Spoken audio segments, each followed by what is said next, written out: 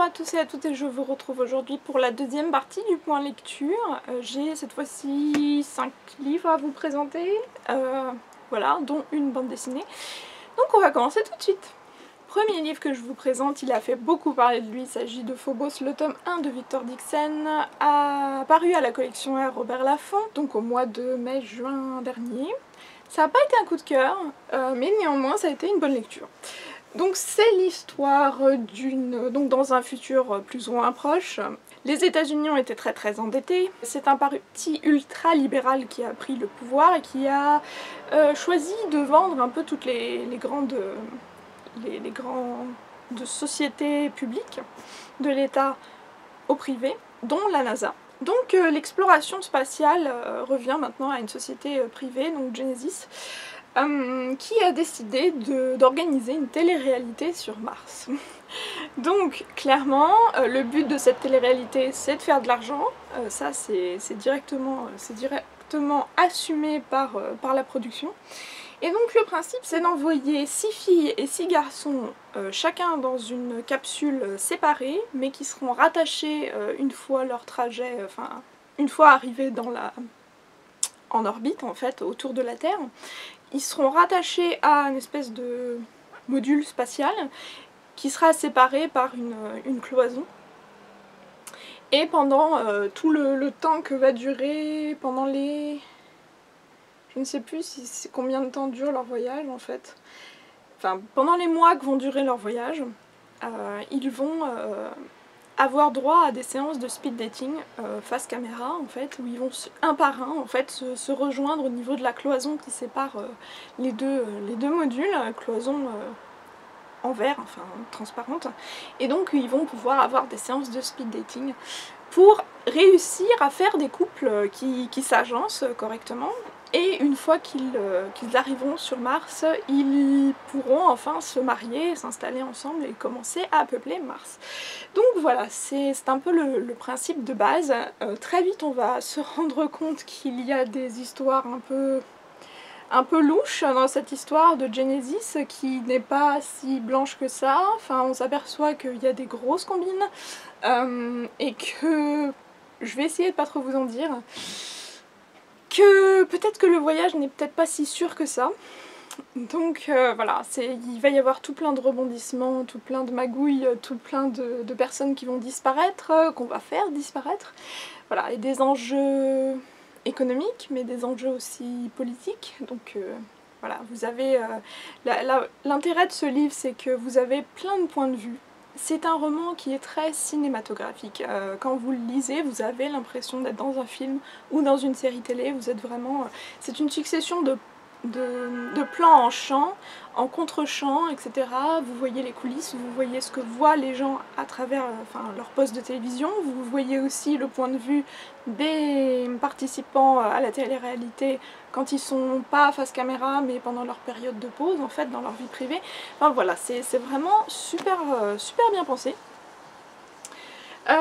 Vous avez donc une enquête aussi qui va se mener sur Terre, puisque va y avoir des choses qui sont pas très reluisantes qui vont se produire, et donc des gens qui vont essayer de comprendre le pourquoi du comment de des coulisses de cette émission.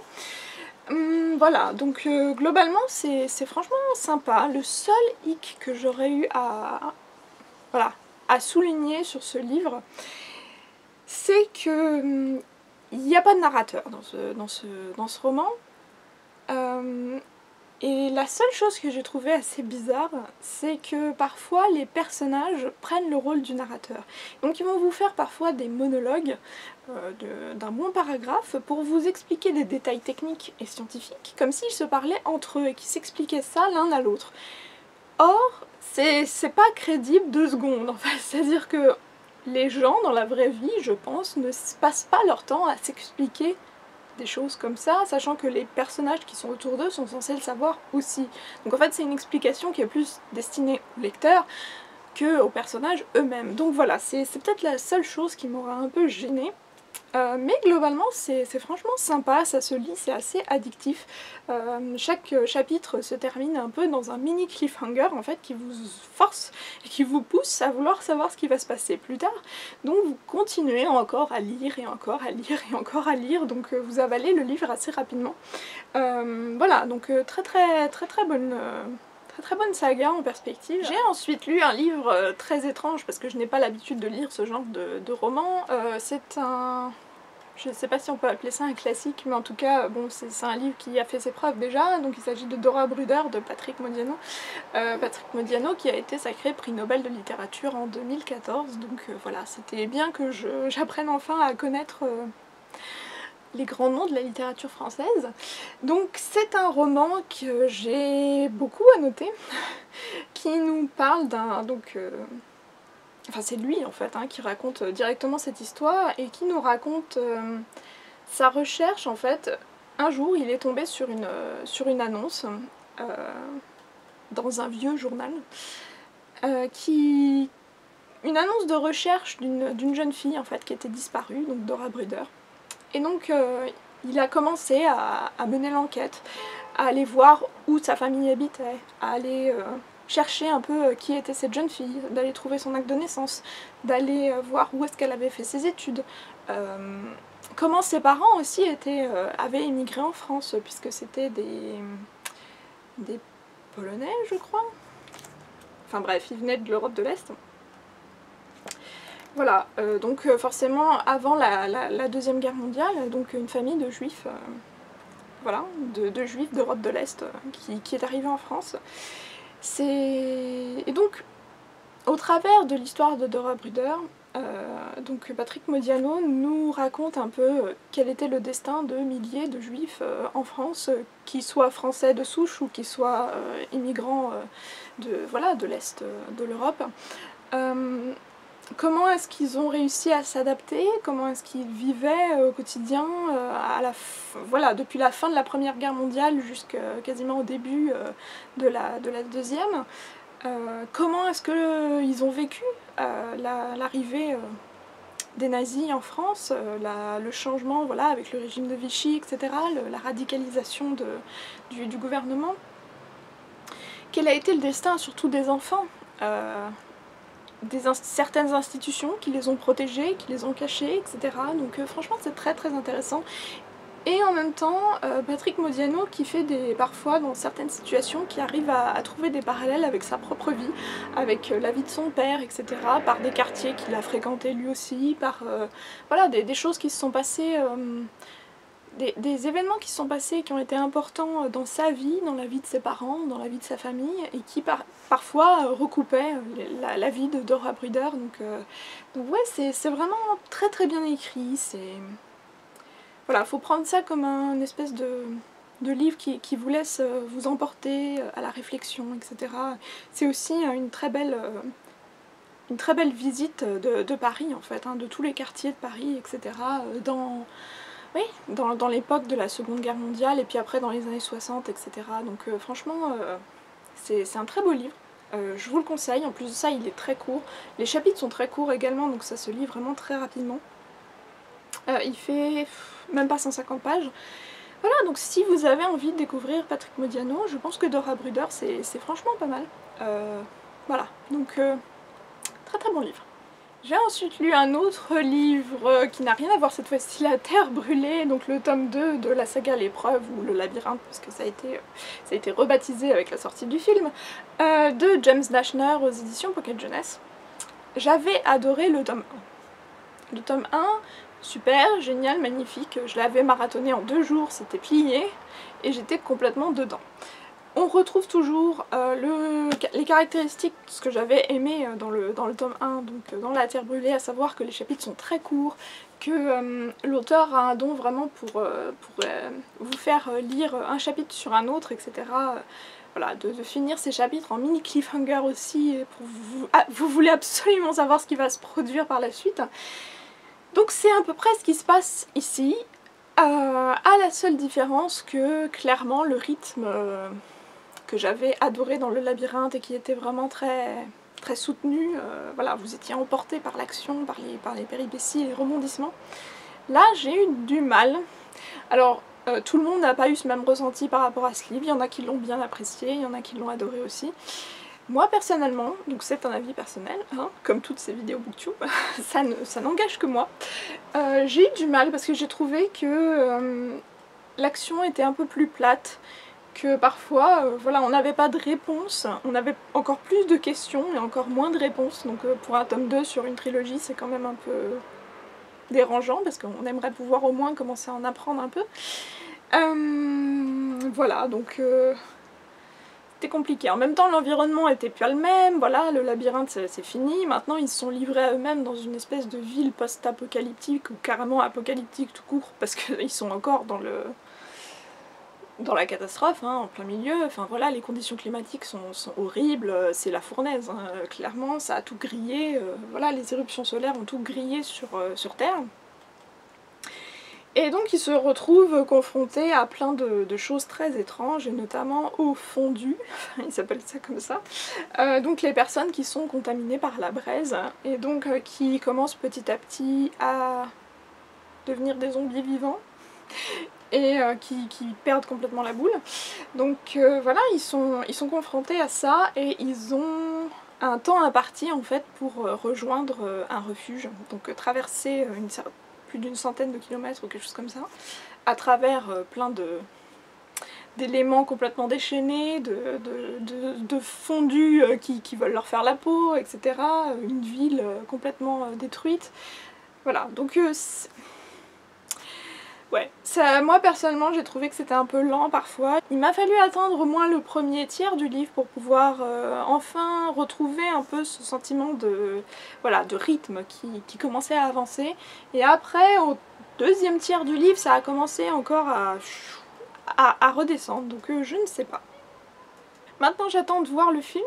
De toute façon je vous ferai un petit vlog de cet événement, comme d'habitude, que vous pourrez retrouver sur la chaîne, et je vous ferai aussi le débrief, comme pour le tome 1, du film, de l'adaptation ciné. En tout cas j'ai un peu peur, parce que les premiers avis du film aux États-Unis ont été catastrophiques. Et quand j'ai vu la bande-annonce, donc une fois que j'ai eu fini ce livre, parce que je ne voulais absolument pas me mettre des images dans la tête, j'ai été un peu effrayée parce que la bande-annonce ne reprend quasiment pas l'histoire du livre. Ça m'a l'air de diverger beaucoup, donc j'ai peur. Seule chose un peu, enfin voilà, que j'ai trouvé un petit pouce levé, c'est que apparemment c'est l'acteur qui joue dans Game of Thrones qui joue un personnage important, donc vous savez, celui qui joue Peter Baelish, Littlefinger, dans Game of Thrones en fait. Donc oui, j'ai hâte, bizarrement, rien que pour voir ce qu'il va jouer. Voilà, en mode fan de Game of Thrones. C'est pas grave, je vais arrêter là. J'ai ensuite lu une bande dessinée qui s'intitule Sept nains, qui est parue aux éditions Delcourt, bande dessinée française, donc voilà, c'était potentiellement une réécriture du conte de Blanche-Neige. Ouais, je me suis dit que ça pourrait être sympa de pouvoir lire un peu de la BD déjà, parce que j'ai pas l'habitude d'en lire, et oui, une réécriture de conte ça pouvait toujours être agréable. Donc c'est très court, ça fait à peu près 50 pages, c'est parfois assez graveleux, donc c'est clairement pas une bande dessinée qui est destinée aux enfants. Est-ce que c'est drôle? Oui. Par certains, oui, à certains moments ça peut être drôle. J'ai aimé néanmoins les notes de féminisme à la fin qui sont distillées par les auteurs. Clairement, oui, j'ai bien aimé les revirements de situation de Blanche-Neige et de la reine qui parfois virent au féminisme assumé en fait, et qui tournent en dérision leur destin initial dans le conte. Donc ouais, clairement j'ai pas mal aimé cette BD, donc si ça vous tente. Et pour terminer, j'ai lu un roman de chick lit, je ne sais pas si on appelle ça comme ça. L'homme idéal existe, il est québécois, de Diane Ducret aux éditions Albin Michel. J'ai vraiment rigolé comme pas possible en lisant ce livre. C'est une combinaison de Bridget Jones, de Carrie Bradshaw dans Sex and the City, de Bienvenue chez les Ch'tis mais à la sauce québécoise.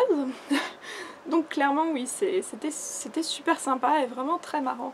En fait donc c'est l'histoire d'une jeune femme qui va rencontrer un homme, en fait, donc une jeune femme célibataire, la trentaine, à Paris, qui va rencontrer un homme dans une galerie d'art en fait, mais il va s'avérer que cet homme est québécois en fait.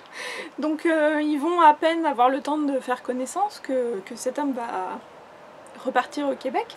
et il va l'inviter à venir passer une semaine chez lui. Donc un peu sur un coup de tête, elle va se dire allez pourquoi pas, soyons fous. Elle va partir au Québec et là ça va être le choc culturel. C'est-à-dire que oui, vous rigolez comme pas possible en écoutant, en lisant, hein, puisque vous lisez. Alors quand vous lisez, faut le faire, faut le jouer complètement. Hein. Faut aller avec l'accent québécois, vous imaginez les phrases tourner un peu comme ça. C'est hilarant, elle ne comprend littéralement rien de ce qu'il lui raconte. Parfois il y a des quiproquos comme pas possible avec des expressions mais tordantes. Voilà, vous vous dites mais ces gens parlent la même langue que nous. Voilà, donc c'est vraiment très drôle. Vous avez aussi des clins d'œil sur les habitudes de vie des Québécois qui sont clairement pas les nôtres. C'est savoureux en fait, oui, je vous le conseille, c'est franchement bien si vous avez envie de passer un bon moment, de rire. Oui, de passer un bon moment avec un livre pour filles, un livre sympa, etc. Oui, je pense qu'il y a pas mal de filles qui peuvent se reconnaître là-dedans. Donc, ouais, très bon avis pour ce livre. Voilà, c'était tout pour ce point lecture. Je pense que maintenant je suis à peu près à jour dans mes chroniques de livres. Bon, laissez-moi en commentaire si éventuellement vous avez déjà lu certains de ces ouvrages et ce que vous avez pensé, ou si certains vous tentent et que du coup vous avez envie de les découvrir. Sur ce, je vous dis à très bientôt pour une nouvelle vidéo. Je vous souhaite de très bonnes lectures. Salut! Donc c'est peut-être un peu plus qu'un thriller en fait, et qu'on va peut-être tomber dans un autre genre littéraire, donc je ne vous en dis pas plus. En tout cas, j'avais vraiment bien aimé ce livre.